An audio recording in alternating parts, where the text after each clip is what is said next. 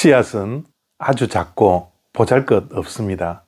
그런데 그 씨가 땅에 뿌려졌을 때 자라고 성장해서 큰 나무가 되고 꽃을 피우고 열매를 맺습니다.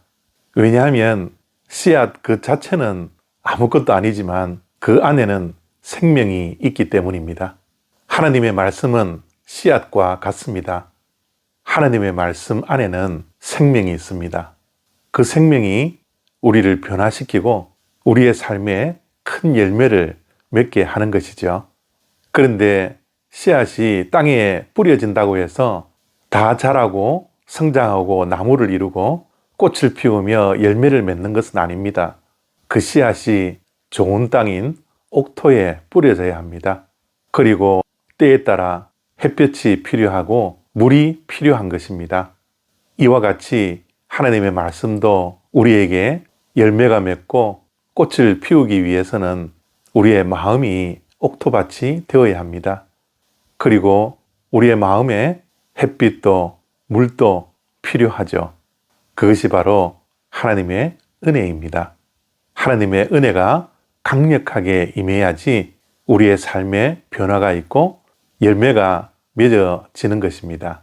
잠언 14장 1절과 2절 말씀입니다. 지혜로운 여인은 자기 집을 세우되 미련한 여인은 자기 손으로 그것을 허느니라. 정직하게 행하는 자는 여호와를 경외하여도 패역하게 행하는 자는 여호와를 경멸하느니라. 아멘. 오늘 말씀에 의하면 지혜로운 여인은 집을 세우고 미련한 자는 집을 허문다 라고 말씀합니다.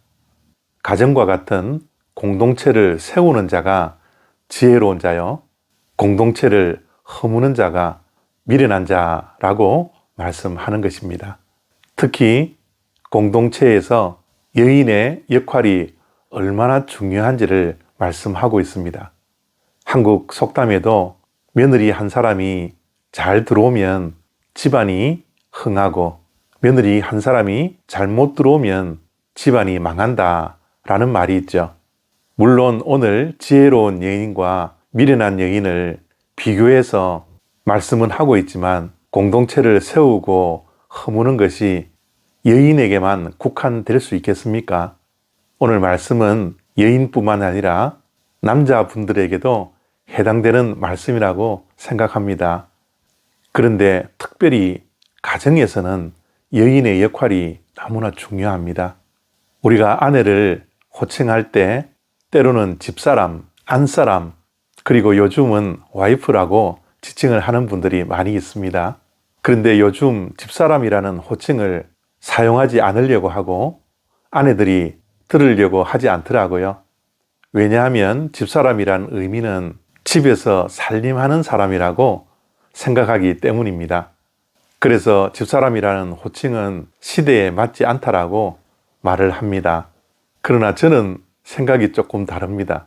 집사람이라는 말의 의미는 집에 있는 사람으로서 집 밖에 있던 사람들이 집에 들어왔을 때 따뜻하게 맞아주고 한 가정의 안주인 역할을 감당하는 것이 집사람이라는 호칭의 뜻이지 않을까 생각합니다. 그래서 집안의 여인은 지혜로워야 합니다. 집안의 아내들이 살림만 하는 사람들이 아닙니다. 아내는 집에서 가족을 따뜻하게 맞이해주고 집안 가족들을 사랑으로 섬기고 아픔과 잘못과 허물을 감싸주는 역할을 하는 것이 아내의 역할이고 집사람의 역할이라는 것을 기억할 수 있어야 합니다.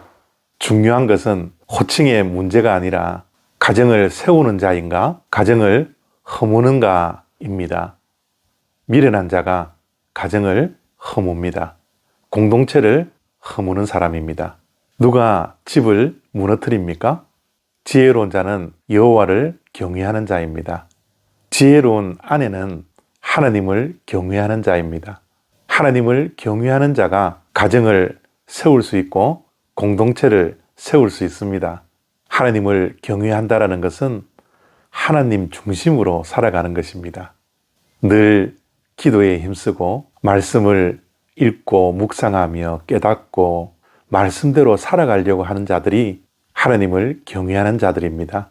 예배를 사모하며 예배를 준비하며 늘 심령 속에 하나님이 우선이 되는 것이 하나님을 경외하는 자요 지혜로운 자입니다.